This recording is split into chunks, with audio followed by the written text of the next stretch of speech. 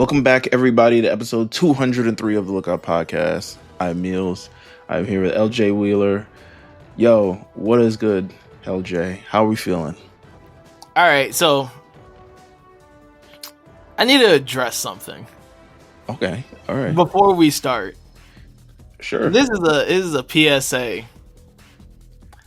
I am not every light-skinned guy with curly hair. Oh, I'm not coaching the Spurs. I'm not Jason Tatum. No, I'm not LaMelo Ball. I'm not the son from Blackish. I'm none of these people. Here's what I say. I could see in 10 years you looking like the Spurs, the coach for the new Spurs. Like 10 years, you're not there yet. I'm not Matt Barnes. Like I always end up the light skinned hooper. Like I don't. Not Shane Larkin. I'm not Shane Larkin. You know, I'm not Lionel Richie. None of these light skinned guys with curly hair. All right, I just need everyone to know. Low key, I strongly feel like, all right, I was like, damn, that looks like LJ, but if he was like, you know, he got super stressed out, like had suddenly just white streaks in his hair and stuff like that, like I was like, yo, that could be LJ. Like that could, like in like 10 years though. But like, you know, he's aging well. He's not like aging poorly or anything like that. I'm not saying, you know, it's bad. But I was like, that could look like him. But yes, I would imagine it's definitely annoying to get compared to every light-skinned brother that comes your way. But shout out to the new coach for the Spurs. Everyone, I got like 3 text messages like, did Pop die? And I was like, no, he's retired. No, yeah, he just transitioned into a role where he doesn't have to travel. Role. Not transition in a, right, in that sense. Okay, with that said, I love that PSA. I love that we got it out the way to make it completely clear that the light skin synchronicity is not accepted at this point. With that said, we'd like to intro our 2 guests for this show. If you've already seen the title of it, you know what guests they are. And they're not even really guests. They're just part of the network. But I would like to say that we have experts here to kind of like curb us back to down to reality. Like really take us to like what's actually happening in this show instead of us trying to like piece what's happening in this show. Of course, I mean, it's the same group that we had for episode 200. We have AD, 6-man off the bench. Shout out to AD. Dyson Daniels, most improved player. How do you feel? Hey man, we leaving here with something. We leaving with something. We leaving with something, dog. You leaving with something. You know what I'm saying? How the Braves doing? We not leaving with something. Okay, all right. all right. We facing the Dodgers right now. It's not looking too good. But other than that, we getting close to 500. So I mean, all right. That. It definitely so. And then of course we have the co-host for Subside Dubsly, Jay. Jay is getting ready to embark. He's about to head to the Johto region himself in quite some time. How do you feel? Are you excited to travel across the globe? Like, where are we at? Hell yeah, man. They got me out in the Orange Islands, man. It's going to be pretty cool. I'm actually very excited to go halfway across the world. It's just for the simple fact that there's a huge anime presence out in Asia, in most countries, right? So I'm really excited to see, like, okay, like what is it like here for folks? You know, you might never come back. I'll be real with you. I ain't gonna hold you. I've been doing a lot of recon, and I saw that owning a house is like $500 USD a month, and ever since then, I've been like, wow, maybe I need to make a decision here. I would feel you, but we are here obviously to continue our recap of Yu-Gi-Oh! Duel Monsters. This is the second series in the Yu-Gi-Oh! Series. We have covered episodes 1 through 10 thus far. It has been a crazy time. What I'll say of these episodes is, as we cover episodes 11 through 21 on this episode right here, if you thought you knew how Duel Monsters went, you will probably be even more confused after these 11 episodes. Oh, hell yeah. I didn't know how it was supposed to go in the first place. So I'm here vibing. So let's do it. I don't care. What are the rules? They don't we care told about you- rules, so why should I care about rules? And that's the thing That is that like these episodes are multiple examples of making shit up. Like it's Yeah. not just like they just did what they wanted and it made sense to how it fit for each person. No, like one person's like, oh well, because I use a little castle. One person's like, well, we got a maze. Then Kaiba's like, well, I got a dual disc. Like it's you have to like just turn your brain off when you're watching this group of episodes. I will say there are some like lore things in this group of episodes that, you know, come up later on that really flesh out the universe in Yu-Gi-Oh, which is kind of cool when you think about it. But man, just turn your brain off when you're watching. Yeah, and hell, even turn your brain off when you're introduced to that here, because by the time it matters, it's not going to be the same shit. Exactly. Hey, listen, my brain's been off the whole time, guys. There's been my brain's been off. 80, let me ask you a question. How many Yu-Gi-Oh series have you seen? Has it just been this one? Have you So dabbled in others? I've seen up to like, and I'm saying seen very loosely. Like I've seen this one all the way through and then GX all the way through. But then I've seen like bits and pieces of everything after this. So like 5Ds, Zexal, and Arc 5 is probably like the closest that I've gotten to like fully ingratiating myself with Yu-Gi-Oh. But that being said, I have the two of the more recent Yu-Gi-Oh games to kind of get myself acquainted with the new rules, and it's still a lot of bullshit, by the way. Like I'm not doing no type of tournaments and nothing like that, but I just wanted to see like what changed in the game, and you know, it's interesting to say the least. Jay, what have you noticed has changed, if anything, in this game over the last 25 years? I have not personally played since 2003. Too much. Yeah.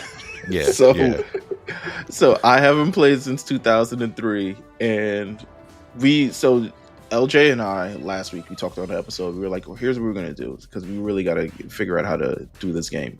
We're gonna go buy decks, and then when we looked online and then we looked in stores, we realized that was not possible with buying like classic retro kind of like regular things. It's not really that possible. Like it is, but you're not trying to pay that much money for it. Exactly. But realistically, like it feels like it's beyond us now. And it is. Every single show, I would say, after GX has introduced some new mechanic that's entirely pivotal to that series. And that has pushed people like us that grew up with the series 20 years ago further and further away from being able to understand it. Much like AD, I've had to play the games. Like they have the Duelist Link games. And those will cover all the different arcs, and you're able to get sample decks that will introduce you with a tutorial. Like here's how you do synchros. Here's how you do pendulum summons. Pendulum summons, right? And in those tutorials, it's easy to understand, but you could not pay me to actually pay that part of the game. He's like, no, like then that means I have to build a deck like that, or you're gonna get destroyed. I've tried doing those with an old Duel Monsters deck, and you just get mollywopped. Easy. I'll say if you want to experience at least each of the different generations and stories, there is a game out right now. It's called Legacy of the Duelist. It goes all the way up to I think Vrains, which is like the sixth Link Evolution game. It goes up to like the sixth season. Even though there's like 7 seasons out now, it goes up to the 6th one and introduces all of those new rules or whatever like that. But you at least get to play through the storylines with those characters. And honestly, that's the game that I recommend that people do rather than playing the mobile games, because that game normally goes like $5 on console, on Switch, whatever, right? And that's a one-time $5 purchase. You're not having to buy card packs. Every card is in the game, as opposed to if you're playing the mobile games, you're going to be chasing a card to try to unlock it, and that's going to be a whole mess in and of itself. Whereas you could play the Link Evolution games and then you can just play Yu-Gi-Oh, and it lets you play all the duels. Like all the duels that we watched, you can play them, and it kind of like lets you know, like, oh, cool, like this is what that would have looked like if it was real rules.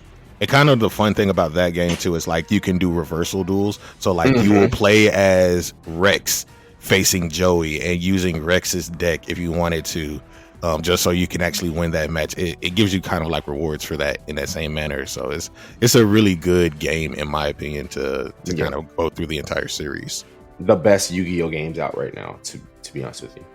Yeah, I tried to buy a deck like Meelz told me, and it was tapped out. I was like, damn. I was like, I can't even get a deck of cards. I was like, well, I'm better off just giving y'all my old cards. It's just like I wish I had my old cards, man. Bro, listen, my second life as a duelist is short lived. That's all I gotta say. It just is what it is. I sold all my cards a long time ago. I made, for me being 13 years old, I made a bunch of money that a 13-year-old probably shouldn't have for selling. I sold 2 cards for $50. So for real. Yu-Gi-Oh was a quick way for a lot of 13-year-olds to come up quick on money they otherwise should not have been touching. Like, shit, 33-year-olds now, if you had them cards now, shit. Yeah. Nah, there's a guy I work with. He does a lot of like trading card games, and he be tapped in. I'll be like, damn. I'm like, he does the One Piece one, and I guess he bought a One Piece pack of cards, and on one of them he had like a $400 law card in it. I was like, shit. Damn. Well, you know, the trading card game, I guess it's real in the field out here, is what I'll say about that. But with that said, let's head to the television show, because there's a bunch of stuff that's going on in the show. We start off episode 11.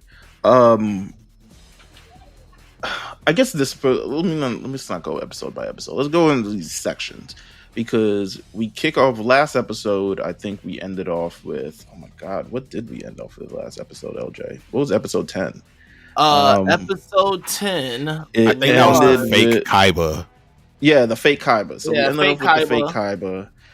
We start off with Mai, who's becoming a lot more like, ever since she got beaten that duel by Joey pretty handedly, she's becoming very, very like cynical about like the games. It's like, damn, maybe I shouldn't just be taking this as like, you know, as a thing. Maybe I should start taking this more seriously. Maybe I should start doing this. And like, then she comes, bum.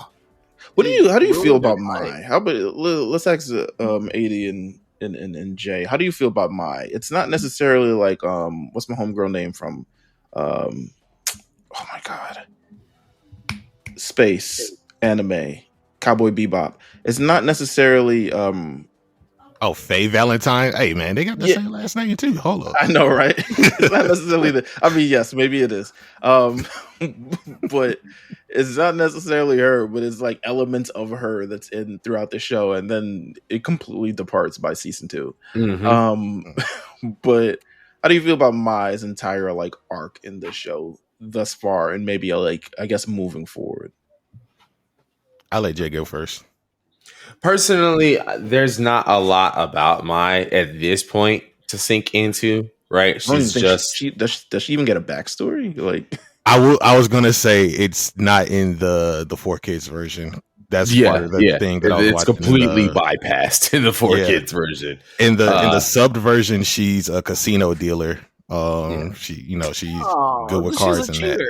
So she's a bottle girl. Basically. Well, the best duelist of all the bottle girls. Yeah, she worked at Starlet's. Okay, makes sense why she acts the way she acts. Come on, man, you don't have to do that to her. With that said, Rex Raptor pulls up because he is still upset. He is like, "Yo, actually, I need to get you back for doing these things. I want to challenge you to a duel." And she says, before you can duel me, you have to be able to beat Joey Wheeler, someone who I couldn't beat, which absolutely makes no sense, but whatever. She makes the rules in this thing. We head back over to the Joey Wheeler part of this thing, and we see that Tristan also has cards. Now, Tristan, so I haven't seen past season 3. I have no idea if he really gets real in the field himself, but I don't believe so. But he has cards nonetheless. Tristan's good for losing a fade. He loses every squabble. Yeah. Well, Tristan is the one who like he's the precursor to Takamichi. Oh, that's he's the nasty one who work. literally does the jobbing, and I don't mean like in terms of duels. Like when somebody needs to get their ass beat. Yeah, nah, they That's throw who does Tristan it. out He's there. literally They- the Yamcha, bro. Yeah. Like, Yeah, he's the Yamcha. Loki kind of. Yeah, And I I'm not think even that calling even him comparing him to Yamcha is a disrespect to Yamcha. It is. Nah. It is. Because at least Yamcha had the hands initially.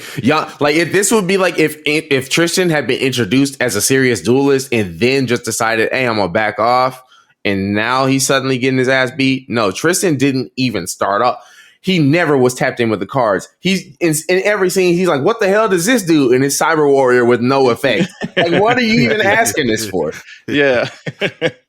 Either way, even Tristan, because Tristan starts ragging on Joey for being terrible at dueling and Yugi helping him. So Joey essentially, in the American version, it's implied that he punches him. But he's like, "Hey, why'd you shove me for?" But he punches him, typically in the show. And they take it seriously. Tristan walks off. He's got to cool off a little bit. It's just some stuff that happens. I seen it on the bench over at Golden State. I see it here. You know what I'm saying? Little Jordan Poole. That's what Tristan really is. So the duel happens. Well, not the duel happens, but Rex Raptor pulls up and he challenges Joey. But the only stipulation of this battle thus far is that Yugi is banned from giving advice, which apparently is the end of Joey Wheeler. He is not allowed to give any advice. So he assumes that, okay, since Joey's not getting advice from Yugi, obviously he's going to beat him. This is Rex Raptor versus Joey Wheeler duel. Now, I feel like we're still in the part of the show where we're still being introduced to a lot of these things that are happening. Because it's very hard for me to talk about these duels in a very technical way, like I would talk about the duels that happen in the next season. Because the next season, I think, is a lot more strategy, a lot more things, and a lot more rules are implemented. This is clearly like, I'm Rex Raptor. I use raptors. Like my dinosaur, I got a field bonus. Yeah. So it's definitely Joey's on the ropes, as he would be in this instance, and he puts up Time Wizard and stuff like that. And then halfway throughout the duel, Rex says, like, yo, what about if we put our rarest card on the line? Because he's like, if I'm able to beat Joey and take his Time Wizard, then I can beat Mai. Because that's the card that beat Mai. To which Mai is like, oh, you dirty son of a bitch. Rex rarest card is the Red Eyes Black Dragon. And shout out to Carlos, because he was right. Because I was like, whoa, I was like, this dragon messed out. Yeah, yeah. I was like, my God, it is not as pristine as a Blue Eyes White Dragon, but it's a dragon nonetheless. How come the Red Eyes Black Dragon? Yeah, we got to go there. Blue Let's Eyes get it. White Dragon. Yeah, let's get real Umar on this show right now. Let's really talk about it. You getting to open the third eye on all of us, man. I mean, who the fuck am I to talk? I have a Blue Eyes White Dragon right behind me. Man. Come on, man. I mean, You are literally, in my home have the most popular video on the internet about Blue Eyes White Dragon. Yes, you do. Yes. Bro. Yes, I really do. You I love the Blue Eyes White Dragon. What can I say? You're COINTEL Pro. That's why. Passing Spook that sat by the door.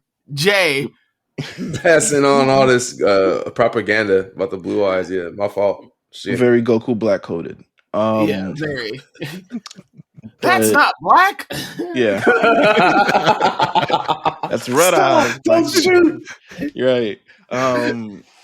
So Time Wizard, Time Wizard is really like picking up the slack in a lot of the show. It's never as one card, especially a card that is just based on chance, because any of the handheld games that I played, Time Wizard is a complete, it's either me. It's a bust. Yeah, it is a major bust. I usually end up on the wrong side of this shit. But for Joey, he uses Time Wizard.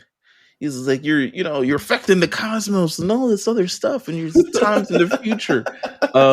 And Red Eyes decays, and that is how Joey wins this. Is because the Red Eyes manages to decay. I mean, it also takes half. Oh, it turns into a fossil. I was like, barely, but it's like Yeah, the difference is the real game would actually continue. Yes, right. During the Absolutely. You just would have his attack points, and that would have been it. Like, yeah, but that's not how this show goes. So Rex let me Raptor, you bring up a good point with the Time Wizard though, because talk about it. the Time Wizard at this point in the anime is more powerful than anything in Yugi's deck. Mind you, Yugi ain't got Exodia no more. So everything he has is just up to chance. Dark Magician just is the Dark Magician with some support cards. The Time Wizard is a make or break, like, well, end shit for your opponent type card. It's a god level card right now. And Yugi gave that to him. Really, yeah, Yugi really could have kept that and just powered through this whole thing.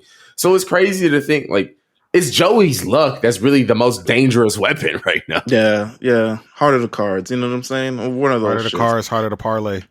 Yeah. Heart of the parlay. He's definitely, but it's like, nah, this Time Wizard is really like racking up the wins. Anyway, Joey wins the Red Eyes Black Dragon, which essentially becomes like his card for like the next like season and a half. Which is crazy, but I love the card. Then we kind of like follow up. I believe something happened to Mai. I forget. I'm trying to remember all the exact points. Mai, why don't you just try to be friends with us? Have you ever tried that? Have you ever tried not being mean? Oh yeah, it was like I put your defenses down, and it was because like, they basically needed to give Mai a reason to split off from everybody, so that way they could catch shows her right back up. in the next one. Oh yeah, because they were looking for food, and she's like, "I mean, I got y'all if you give me your star chip." Food. Yeah. I don't think I could eat a whole knapsack. She probably stole that shit, but I don't think I could eat a whole knapsack full of food because I already have this many star chips. So it's not going to take me that long to get to Pegasus's castle. So I could share the food with y'all if y'all do these chores and things for me and prepare the food and all this other stuff. I'm like, damn, you don't really know how to do nothing. Also, funniest part, that is the absolute ad libs on that are hilarious. Is like, Joey, I don't think you can cook the chocolate. I don't think you can cook a candy bar. Yeah. They're having to just like edit so much. So yeah, no, you're right. They were just ad-libbing at that point. That is the charm of early Yu-Gi-Oh! Though. Like the 4 kids dub, for as much as they didn't have that much to work with. So like they're just in there just like fuck it. Like it's rather than it being Pokemon, it's a donut. You know what I mean? Right. They're gonna not show you stuff and just have them just like goofing off about it, which I appreciate. This is, I mean, anime has been in the United States for quite some time, but this is like really the boom of it all. So this is really still kind of like the wild, wild west of like trying to figure out exactly what's going on in the show. There are voice actors who don't really know. I mean, I'm sure the voice actors, the ADR directors, and all these other people, like they're familiar with them, but ultimately this is a kid show that they're producing. So they're kind of just following the model of other fucking kid shows that have been popular. Go ahead. I was going to say, because in actuality, they are talking about like more adult things. Like in that one scene, it's really because Tay is about to take a shower and Maya's like, "Don't come over here. Don't peep over here." Yeah, but in this, it's like, you know, we need you to do this, we need you to do that, go over there, etc., etc. They make it funny, and they make this kind of like this entire thing. Anyway, it doesn't get funny after all because Mai gets abducted by some random giant hand, which is nuts. But before we can figure out what happened to Mai, we go on another adventure because Bakura shows up. Oh God! LJ, first thoughts on Bakura. This is fuck him and his like shitty accent. You know, like British Bakura. He's like British one moment, Australian the next. I'm like, yo, you gotta choose something. Hey, choose something. I hate him so much. It's like, guys,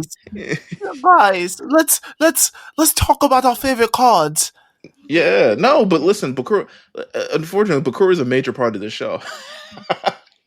I can tell because he got one of the Johns. So yeah, he is the third person in the series that we find out has a Millennium item. It is, you know what? I haven't done a deep dive of the Millennium, so I never actually saw that. I saw the final episode of the show, but I didn't actually follow through the end of the shit. I'm sure all these millennium items, they have specific purposes. I'm sure. Yeah, that's the actual final arc. Yeah. I'm not sure what. So, okay. I'm looking on this. Allows the owner to find whatever he seeks, like acting like a compass. Okay. Steal souls, or we see that. And then the other thing that is a major spoiler that I just won't say. But I'm not fully sure at this. What? No, I'm not gonna say. You're not even gonna get it. It's with a character that's in the 5th season. We're vibing. No, remember, I told you my brain is off. It's with Zork. You don't even know Zork. Yeah, you don't even know nothing about Zork. Yeah, you don't know. I don't. You don't know Zork, so it's like I can't. It sounds long like story short, though, Bakura is like the final, or at least one of the final things that are in the story. Oh, I mean, to say, it sounded like a Power Rangers character. You're gonna probably be Team Bakura by that point. Yeah, absolutely. Like he is. He's holding it down for the people, the small folks. I don't. What are you trying to say here, Jay? No, I'm saying like I feel like you would feel the plight of the people as opposed to the plight of the underdog. Like you would feel the plight of the people. Listen, I thought you were making a height joke. No. What I'm saying is that like for real, like Yami Bakura are real Muslim, like for real. So like he was holding it down. You know what I'm saying? So I'm like, nah, you would be team. Was he prison converted, or like he's like, no, he really grew up in this. Like his dad grew up in this. His dad went to prison. Okay. Yeah. Really grew up in this. So the story is he gets his Millennium Ring because his dad and probably one of the other white people. Oh, look, he did go to prison. Okay, we're making showed up to Egypt and they found the Millennium thing and he gave it to his son, and now his son is evil because the spirit that inhabits the Millennium Ring is also, trying to get out people. So anyway, they have this little campsite thing. Then suddenly everything goes dark for everybody else. Shit is slow for everybody who's at the campsite because Bakura is like, I'm going to steal this Millennium Puzzle that I've had my eye on for quite some time. But then Yami Yugi shows up. He's like, actually, nigga, you have to duel me to be able to take this entire thing. So they have a shadow game. This is the second proper shadow game in the show. It is as effective as the first one in terms of like no one actually dies, but everyone has a good time during it. What did everyone think of this like duel between Bakura and Thing with all the little characters and the cards? And my favorite card is the Flaming Swordsman. So here I use. Can we talk about how the Flaming Swordsman is a fully fusion card? That is being played like normal? Yes. I don't know if he introduced as a fusion card, and he's just been using it like, I could just play this anytime. Yeah, I've used it one time 3 duels ago. You need 2 cards to get. You need 2 cards in polymerization to get the. He just be holding the 2 cards together and putting them down at the same time. And he just be playing it. So this is another like fuck the rules. I'm telling you, the rules have not mattered since probably the first episode. But they're probably like, yo, Flaming Swordsman is cool as fuck, though. Like, Flaming Swordsman sounds like a gay bar. Hey, man, cut his mic. Yeah, I'm about to. He's off the rails. But either way, Joey is a Flaming Swordsman. Yeah. Tristan is Cyber Commander. I forgot. Taya is Magician of Faith. Magician of Faith. Yugi is the Dark Magician, and Bakura is Change of Heart.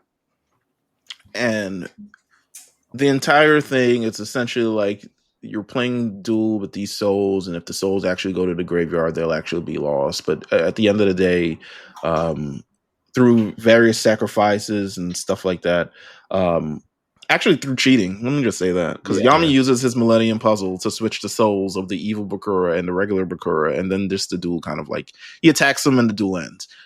So they think that they've got rid of the evil Bakura, but they actually don't actually remember what happened, which is another recurring thing in the show. It's like, Bakura, you didn't know what happened? And he's like, no, I have no idea. So they just kind of drop it every time. But this is also the first time yeah. that they acknowledge like there are different Yugis. Right. And it's like, Yeah. Yugi's like, I just hear a voice in my head, and it's like that's what's battling for me. Yeah. I'm like, no, you're getting possessed, little nigga. It's but this is more so Without like your consent. them acknowledging it. I mean, but yeah. it's very strange. Like this is all very strange. Nonetheless, Bakura has not joined the party. So Bakura, for the time being, for at least another, how long is he with them? Because he essentially like he dips out at the end of this arc, I believe, right? He breaks away for a second, and then something happens at the end of the arc that he comes back up for. Yeah. So and then he shows back once necessary during Battle City. We gotta remember now. So now we're transitioning to what happened to Mai. Hey, we gotta figure out what happened to Mai. So they run off screen and they find Mai in the woods, and she is losing another duel. My harpies is the famous last words every time. It's like grab bolster the deck, lady. Come on now, figure it out. She wouldn't get harpies pet dragon until later, but it is what it is. Oh wait, so okay, rule check. Sure. So if you lose all the monsters in your deck, you automatically lose. Not necessarily. No. It's when you lose all of your cards. Like if you run out of cards in your deck, you automatically lose. When you can't draw anymore, you lose. Mm-hmm. Yeah. So if you can't draw a card anymore, if you somehow make it to the 40th card that you can, then you lose. She loses, however. I mean, it's really she just loses. I don't even think they show the monster that attacks her. It's just the harpies disintegrate in midair, and she's like, "My harpies!" and her life points go from 800 to 0. She's really distraught about it because she has lost all of her things, and we discover that Panik is an eliminator. It is these people who are all around Duelist Kingdom. Their only purpose is to get rid of people on the island. So they just show up. They don't even have a purpose. They're not even going to battle Pegasus. They're just there to cause havoc, wreak havoc, cause or make people panic at this instance. So Panik is there. He has all of my star chips. Mine's about to get kicked off the island, but Yugi is like, nah, absolutely not. So not only will I battle you and put my star chips on the line, but I also want my star chips if I win. And they're like, Yugi, you can battle,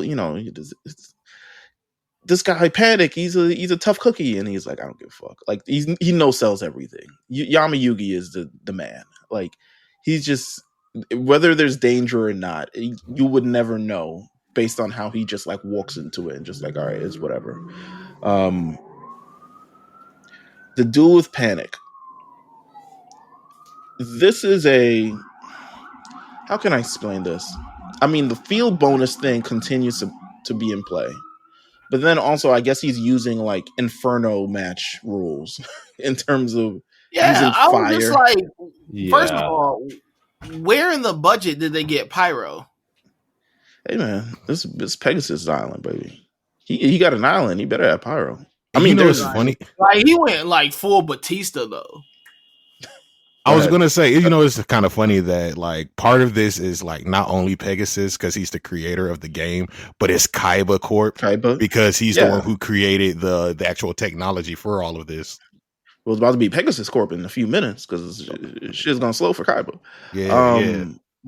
But so they show up. They have this duel. He uses, I guess, cards. His entire thing is like everything is shrouded in darkness. You will not be able to think. He unlocks his castle of, what's it called? Castle of Illusions. Yes. So he plays that card. Is able to kind of keep all his cards kind of hidden. But the one card that Yugi has that kind of, first of all, Yugi is not again, he's no selling this entire thing. He does not give a fuck about who this guy is, because he states in 5 turns I will beat you. Like, doesn't even. He's like, how? I have monsters on, I have field bonuses, I have Castle of Illusions, I have all these other things going on for me. And he's like, 5 turns. That's all I need. And I'm going to play the Swords of Revealing Light. And he's like, oh my God, you can play the sword. You just going to tell me the card you going to use? He tries to attack the card, is unsuccessful. Yugi eventually plays Swords of Revealing Light. One of my favorite cards of the game, personally.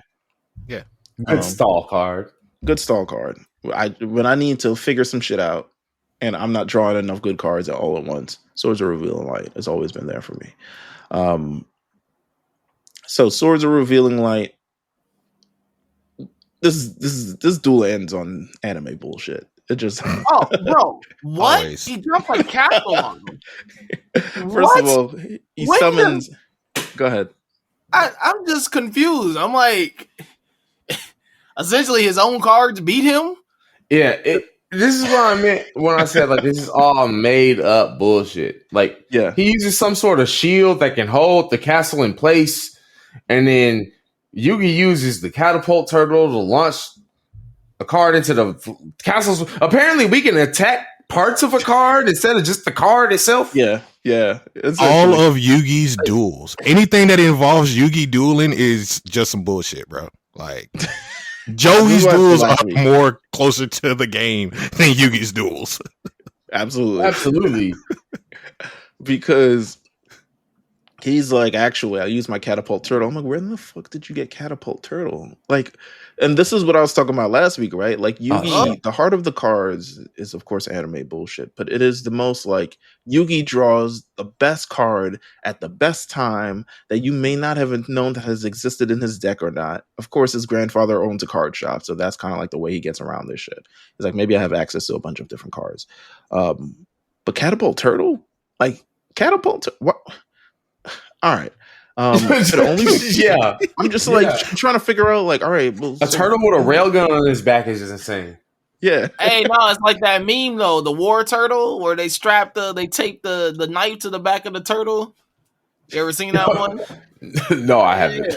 I feel like Please, I have. Go but I'm look trying it to- up, bro. Battle turtle, that's my John. Oh, the knife on the back of the okay, I'm saying yes. Yeah, that's what they did. Yes. Listen, I I'm know not exactly mad what at you're talking about. I'm not mad at the turtle. You know what I mean? Like, I'm not mad at it, but I'm mad at him I launching feel that turtles in Gaia. real life, we need to start equipping them with weapons, anyways. We need 100 men versus turtle. Who's winning? Never mind. Yeah, I think it's a battle turtle. Who wins? 100 niggas versus a battle turtle. How many people does it take to flip the turtle on his back? Yeah, one of them. Because once you flip that turtle on his back, that's it. It's over. But again, Yugi uses catapult turtle to launch Gaia, the dragon champion, into the castle, and it only affects the shield. And he's like, "Oh, you've only got my shield." And you haven't actually beaten me, to which Yugi then has to explain that his castle is now only being held up by the Swords of Revealing Light. So when the Swords of Revealing Light are no longer activated, the castle will fall on his monsters. And the thing is, these holographic monsters are trying to escape. Like, they're like, nigga, this is about to fall any second. We need to get out of here. But they can't escape because of the own barrier that the castle put up. So they all get crushed by the castle. And he loses all of his life points, and that is it. And that is how the duel ends. Can we talk about how Panik was legitimately an adult that was out there for the love of the game? Like, he told Yugi, like, I don't even need to be doing this. Like, I've got riches beyond riches.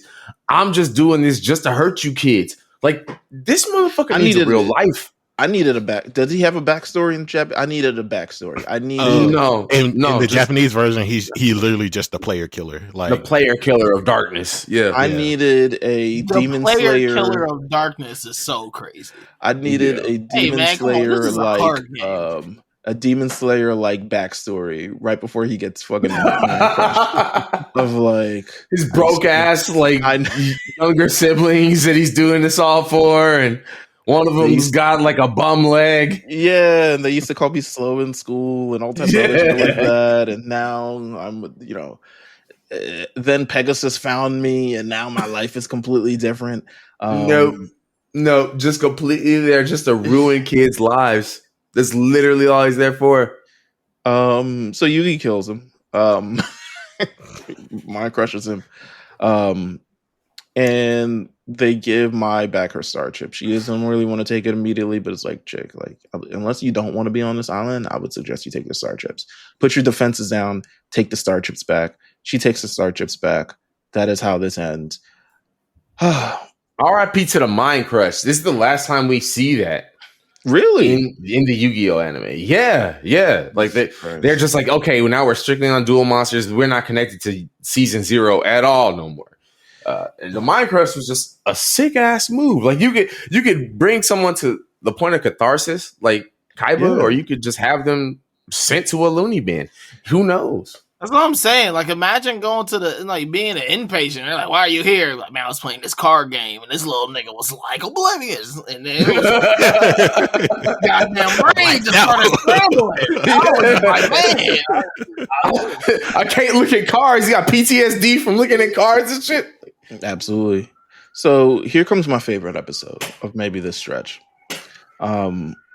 And it is the episode with the least amount of duels, but the most amount of story advancement. Because we kick off the episode with Kaiba Corp personnel essentially being like, "Yo, hold on, I'll wait for the obligatory police sirens to finish." How it happens every episode again is beyond me. Like you think they would take? We need to hurry up and get like a sponsor because this would be a perfect time to place the ad.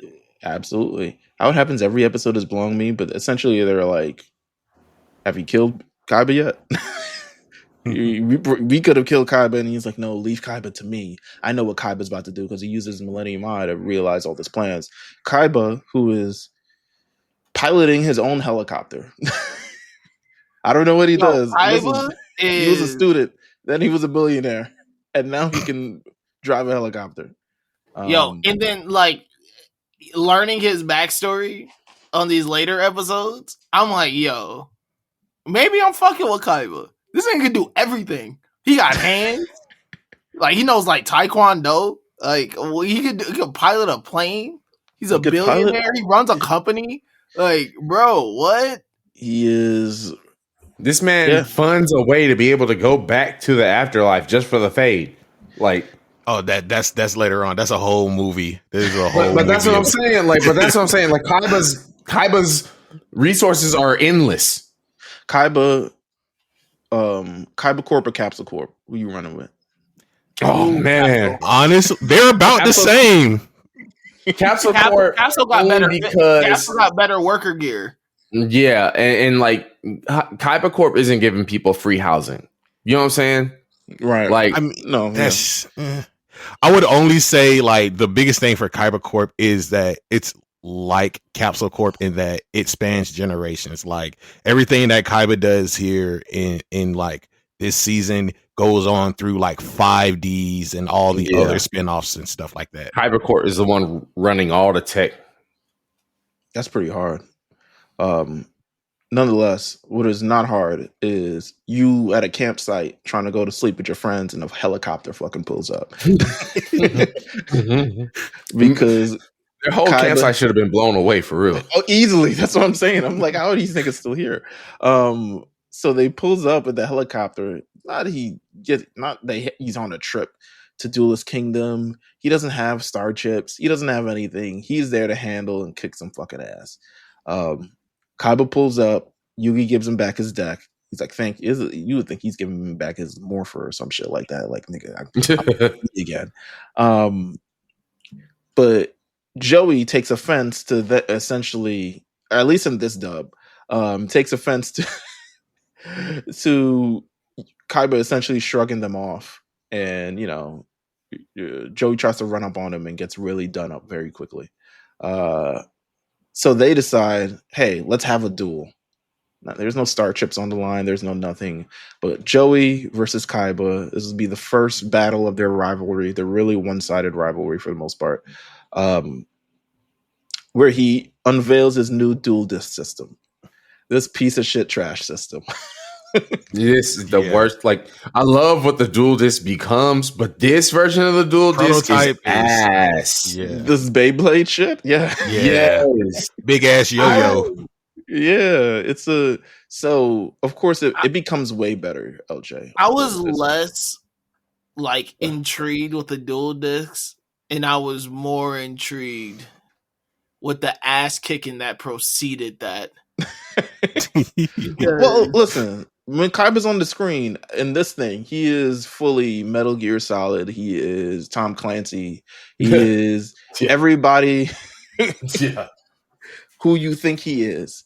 He is was that guy who won that golf thing? No, not golf, the bowling thing. Anything you are, I am. He is. yeah, that's him for sure. He is who he thinks he is, and he is who you think he is. 11th wonder of the world, said Kaiba. So they have this duel on this new duelist system. They put it on. This shit is so trash, bro. Like I can't. I'm so happy they changed it in the future. I'd actually like to know what made the author of this kind of change the whole duelist system. I'm gonna be real with you. I think it's just as simple as they couldn't sell that shit. Yeah, it was because like how was that supposed to work? Like they were gonna launch this little thing out, and then it was just gonna sit there and do not shit in real life. Like nah, like they absolutely came out with that one for Battle City because it was like no, like you would look at it and you know how you are supposed to play the card game with it, whereas. This first one, like what one monster at a turn and like all this weird stuff. You're literally inventing a whole new version of Duel Monsters by playing with Kaiba's Duel Disk. It's weird. That's why towards the end they just go back to playing on Pegasus' little stages because it's just like what the fuck is this?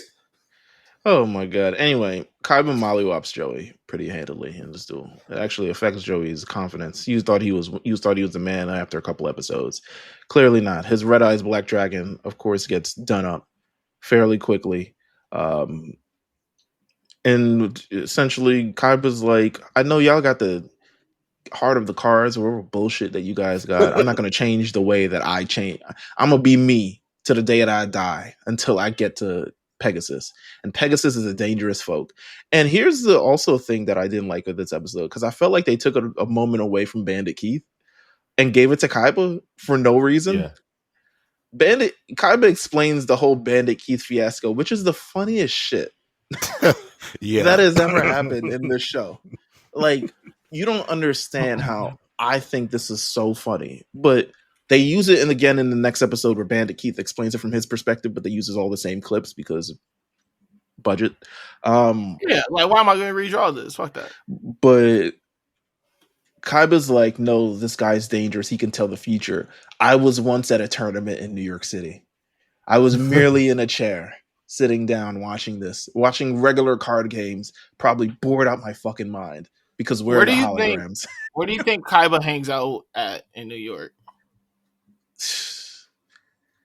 He seemed like a lame. I don't know. A boxing gym. I don't know. He just seems like a lame. He seems like we are introduced to him working on this dual disc system and all this other stuff. He don't have no friends. He don't care to have friends. You don't. So we not catching him. We weren't going to catch him at Fumo. Yeah, no, he's on the 50th floor of some random building in Manhattan. Yeah, he's not with everybody. Like he's paparazzi. You know. Fuck out of here. You know what I'm saying? He flew in through his helicopter on the top of the building. You know what I'm saying? Yeah. You're never gonna see him ground level. Yeah, absolutely. He's the worst. But he That's plays MCU a story. New York. But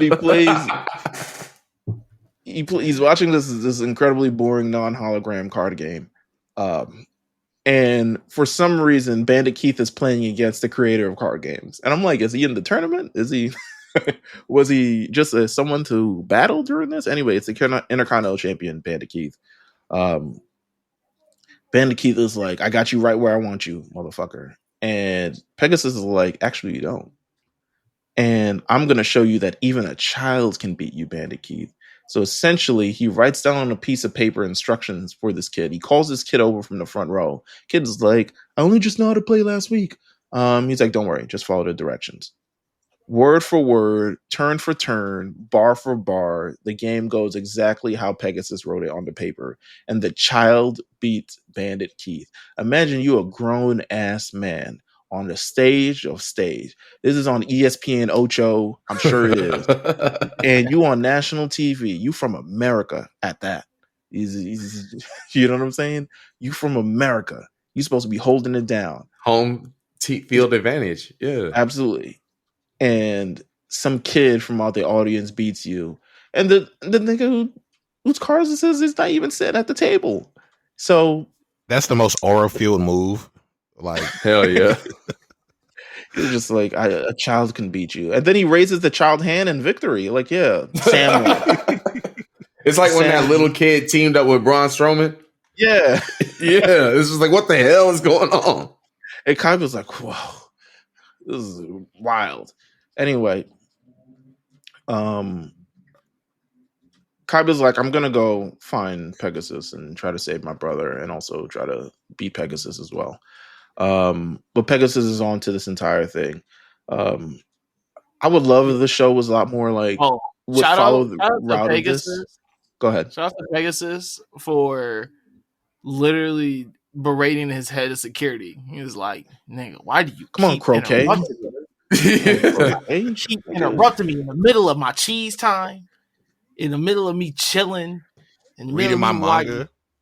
Yeah, like I don't have the Millennium Mind. He's like, why are you in here? I know what's going on already. Keep telling me shit I already know. Yeah, like, he's getting hot. He's getting mad. He's like, yo, I'm going to fire you. You're ahead of my security. Why do I know this before you? And I'd be like, it seems like you have some sort of Millennium item, sir. I say this all the time, but shouts out Pegasus' English voice actor. It's the best Japanese to English transition of any voice ever. If you listen to the Japanese voice, it sounds just like how he's talking in English. I was like, damn, this dude really did his homework. I love that. I love that because Pegasus is probably my favorite character of this entire arc. Yeah. Oh yeah, he's light years ahead of everybody right now. What a bad bitch. So next episode starts off with essentially Mai taking off on the group because she got to go do her own thing, get her own shit. And we see Bandit Keith. He's looking for punk duelists to steal and take their star chips and people who aren't good enough. So he sees Joey Wheeler and he's like, "Oh, food, barbecue chicken, right there." So Bandit Keith, who retells the story of like, I came to this island to get my revenge on Pegasus by playing his own in his own tournament, which is crazy. I would have just tried to assassinate him, but hey, for real. But it is what it is. Well, I mean, which he does try to do, but I mean, he sure does on his own terms. He sure does, man. Nah, man, Pegasus moves so crazy, bro. He got so many ops. He got so many people out to get him, and he don't care. Yeah, he's like, come get me. It's by design. Yeah, like he wants all these out. Like it's like that's the only way this man can chill is by starting shit with everybody. He's like, man, listen. He's legit 2002 50 Cent. Yeah, he's 2002. It's a shame he's not much more of a presence throughout the rest of the show. Like it really is, and he actually becomes a good guy, low-key. Anyway, Bandit Keith's cronies kidnap Joey. Again, in the English version, it's like implied that he's just like stolen. But in the Japanese version, they fully kick Joey's ass. So they pull up and they force him. Again, the forcing to play a duel, to me, it never made sense. It seemed like it would always have to be consensual for me to agree to this duel, but eventually Joey does agree to this duel. He agrees to put his star chips on the line. He's going against the Zombie King, Zombie Monsters, Zombie everything. Bandit Keith has powered up his deck. I love the part where Bandit Keith sees his deck and he's like, actually, you need some of this shit. Yeah, actually, he's like, you ain't doing shit over here, dog. Yeah, he's like, this shit ain't shit. This deck ain't shit. So of course he has extras, in his thing. And I was like, I love Bandit Keith for that. Bandit Keith is one of my favorite characters for no reason. Actually, it's probably because of the Bridge series, but who am I kidding? You watch the Bridge after, Jamal. Trust me. I know. You told everything that I feel about the Bridge all series. My fun. The Yu-Gi-Oh! Bridge is amazing. Yeah, it is. Yeah, that was it.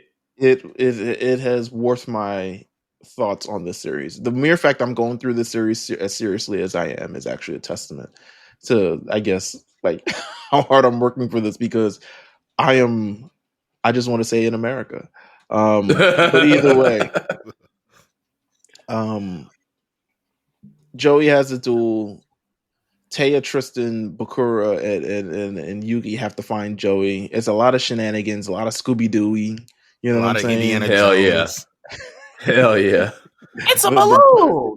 He's like, I'm gonna punch it, guys.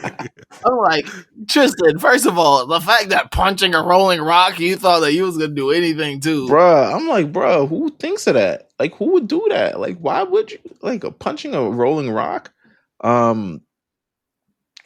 Anyway, Joey has this duel and he manages to summon Thousand Dragon, and he defeats everybody by using a card, Shield and Sword, which changes everyone's attack points and defense points because zombie monsters, most notably, don't have defense points. So he manages to switch the defense and attack around, beats them, wins the duel. Also, it's funny how like he kills multiple at a time. Yeah, It's like, go clobber him now. Yeah, that's not supposed to happen. All three. Bandit Keith, who is kind of upset that this has all happened, first of all, takes this giant rock and then sticks it. So they're trapped in the cave, I guess. And then he beats up his henchmen and takes their, star chips. And now he's heading over. Smart move. Dude, genius fucking move. So now he's headed over to Pegasus Castle, and that's the end of Bandit Keith for now. But in this cave, they again enter I'll get to the Kaiba stuff afterwards. I think the Kaiba plot deserves its own kind of like angle to it. But as they're traveling through this cave, they eventually run into another set of eliminators, which the the Paradox brothers, which I remember this just based on kind of like how annoying this was. Yes. But this is also like, I'm like, did we need to change the card game as much as we did using this one card? I couldn't imagine two black people being able to play Yu-Gi-Oh! There's some bullshit, yo. There's some bullshit. I'm telling you. These motherfuckers are bullshit. Like, this would become a spades table way too quickly. I was thinking the same thing. You're fucking cutting me. Like, what the fuck are you doing? Like, it's just like, it would turn into that real quick. A tag team duel would be crazy. It's like, nigga, why'd you play that trap card? If you had the trap card the entire time. Like, you don't got nothing else in your deck? Like, what are you doing? Like, it would have been bad. Joey on my team would piss me the fuck off. Like, I'd just be like, you stupid ass. The fuck? Amen. But they apparently they make a decent team. Again, this duel has a lot of. You're right. No, you love it. You love it. You love it. You absolutely love it. I know you do. Because it's so distinct that you're able to actually do that. Because you don't see us try to imitate fucking. I'm not even gonna disparage any voice actors. But you don't see us doing that. Like this is some goat shit. Anyway, a lot of great stuff happens in this duel. There's a lot of stuff to go through. There's a lot of stuff to talk about, but a lot of great stuff happened in this duel just based on the labyrinth. Like no one decided to destroy this labyrinth card and make it a regular duel, but hey, fuck it. Not only that, just there's a card itself. No, it's also the thing where he summons a card and fuses it with the labyrinth. And typically when you do a fusion and you hit the monster, the whole thing it's just goes different thing. Not anymore. The fact that they just kicked it off though, just cheating crazy. He's like, you're in the labyrinth now. Fuse with the walls. Yeah. Now it's not the tiles that I can move. I can move as much as I want. Like you niggas are making shit up. Yeah, Gate Guardian feels like. Gate Guardian feels like. Let me see. Let me try to see if I can remember their universe. Remember the universe in the Tournament of Power where all the robots became Anilaza. Yeah. It feels like one of those. But not as exciting. I mean, it seemed like it could be in a bigger deal. But eventually it just wasn't. Shout out to, I guess, Chinese mythology ending up in this show. Because the show is it's Japanese, but it's Egyptian. But it's, you get some other cultural representation in the show. Shout out to New Jersey.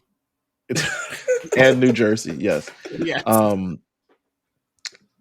But eventually, Joey and Yugi defeat. They take down the Gate Guardian. They defeat this. They win the duel. There's one more trial they have to go through. They find out that they're both liars, and they're not going to actually let them through. So they're That's fucked. the entire crux of their characters. Is like, yeah.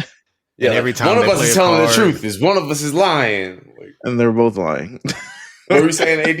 I was gonna say every time they play a card, they got to hit a flip. You know what I'm saying? Do hood. Yeah. gymnastics. Yeah, I will say I love how the 4Kids dub treated them like they were dubbed Chinese martial arts characters. Like the way they spoke was still like, aha, yes, hey, you. You know what I mean? It's just like, aha, yes. Like, I loved that shit, dude. That's funny. I'm mad that they made them all hippity hoppity. Oh yeah, rhyming. Yeah, Yeah, the rhyming was dumb as fuck. All right, brother. Bro, I'm not even gonna do it. This is mad offensive. Either way, The fact that they didn't get Jin the MC to do this. The fact that the episode is like it's all around like their entire phrases. It like they never break character for any reason. you should. was like, I'm tired of your hippity hoppity rapping stuff. And he's like, yo. Yugi should have very well mind crushed them. You should have absolutely. No, he should have saved the last one for them. Yeah, this is a time obliterate should have been used. Just shut them down. So let's go through the Kaiba plot. Kaiba plot is my favorite plot in the show because it's very much like covert ops. Kaiba is trying to be this cool guy, but Kaiba's not cool at all. Kaiba's actually very lame. But Kaiba this dude doing his covert ops in a trench coat. Like, right. You know what I'm saying? With a brief, ain't nobody gonna see you. And all that lets me know is that he was inspired by Carmen Sandiego. But he never lets go of his briefcase, which is just filled with other fucking cards. So it's like, all right, whatever. But so Kaiba pulls up to the castle. Again, this isn't shown in the dub, but it's by far the hardest part of this series of episodes. What's his name? Is it Crone? Am I bugging? Chemo? I think it's Chemo. Chemo approaches him. Oof, what a name. Right. And they're in a fight. Now Chemo has a gun. But Kaiba jams the gun with a Yu-Gi-Oh card. I'm watching the sub. I didn't see this. I have to send you. Yeah, I'm telling you, there's so much missed.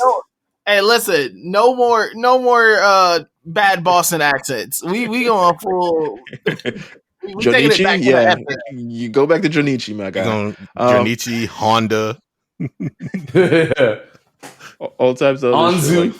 Yeah. So Kaiba pulls up to the island, jams the gun with a Yu-Gi-Oh card. It's on YouTube. It's one of the fucking funniest, hardest shit that you've ever seen. Completely, I guess, kidnaps Chemo and forces him to show him where Mokuba is. But then as they're heading through the castle, Chemo hits the alarm, which sets off the thing, and it's like all the other security guards are gonna be. I'm like, yeah, duh, Chemo. Like, so Kaiba runs off to go find Mokuba himself, and he does find Mokuba himself. But also, he finds is Pegasus. Pegasus pulls up. It's like, I knew you would be here. And it's like, motherfucker.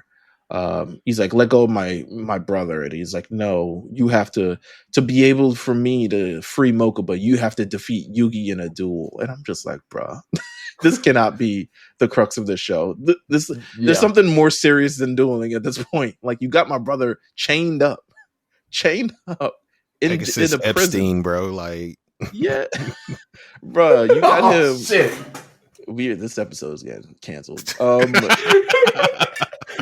an island. Listen, he got a bunch of kids on the island. I know that every child on here did not sign a permission slip. They did not have not at all. There was videos sent to their homes. Like, no parents were involved at all. So they got on a boat. Pegasus pulls up and he takes Mokuba's soul and puts it in a trading card. And says again, low key mad funny that like the card is Mokuba. It's like, oh no, like, like let me out the card. Like I just like pose on the card. Hey man, he takes his thing, says to be able to do this, you have to beat Yugi, and that is essentially where the next episode is going to continue. It's that Kaiba now, in order to save his brother's life, has to defeat the one man he has been, one boy. Let me not even say man. Has to defeat the one boy he's been unable to defeat this entire time. Boyish. God, I wish I could be on next week's episode. Next week's episode is so good. Oh my God. Really oh my God. I'm gonna be tuned in. The moment y'all drop, I'm gonna listen to it and I'm gonna be like talking to y'all about it. Because it's just I have to hear LJ's reactions to how Kaiba versus Yugi 2 goes. It is one went. It is way more unnecessarily dramatic than the first one. Yes. Yes. The stakes got risen though. Like the stakes rise heavily. Some say too high. You know what I'm saying? Because like, yeah, you're right, AD. The stakes have been risen here, but Kaiba goes dramatic with it, and we all know that. Yeah. Kaiba loses a little here, but we'll talk about that next episode. Want to thank AD and Jay for popping up on the episode, kind of get us through this thing. Sure. So much stuff happens in this entire show. It is the most, again, AD summarized it perfectly on episode 200. This is the greatest bullshit that's ever existed. I love this. I love this, especially this part right here. This is probably Yu-Gi-Oh. I told you, brain's been off. I've been vibing. I've been aura farming. I've been card farming. You know, heart of the cards. It is not for just turn your brain off. This is not a show to like take seriously. This is the premise of it just in general is too ridiculous for you to take seriously. With that said, next week we'll be going through episodes 22 through 28. I believe that is Yugi versus Kaiba. And I believe we actually do start the finals of this tournament. Actually, do we? I think so. Might not. Yeah, shortly after. Yeah. We start a little bit. Oh yeah, we definitely do start this tournament. Actually, no, we don't. But it's like y'all make it to the castle. We make it to the castle. I'm trying to figure out, should I add more to this shit? Should I? We'll see. Tune in. Definitely watch episodes 23 through 28. Because there's a lot that happens in this entire thing. I want to thank you guys, of course, for joining us. Of course, you can follow us at The Lookout on RNC Radio, anywhere you listen to podcasts. If you listen to us on YouTube, shout out to you. Got a big YouTube audience over there. And yeah, this is just fun. It's just fun talking about bullshit with fans. Thank you guys for tuning in. We'll see you guys next week. Take care.